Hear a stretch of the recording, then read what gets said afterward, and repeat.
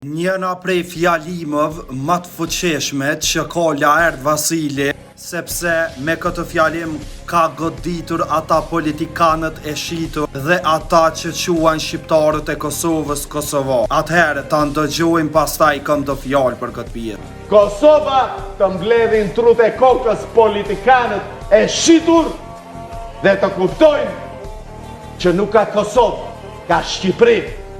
Një krahinë e Shqipërisë vazhdon të mbetet shqiptar. Nuk ka identitet kosovar, ka identitet shqiptar. Kombi dhe flamuri nuk negociojnë. Dhe në qoftë se këtë politikanët shqiptar nuk e kuptojnë, hëngshin kokën e tyre dhe vafshin në ferë.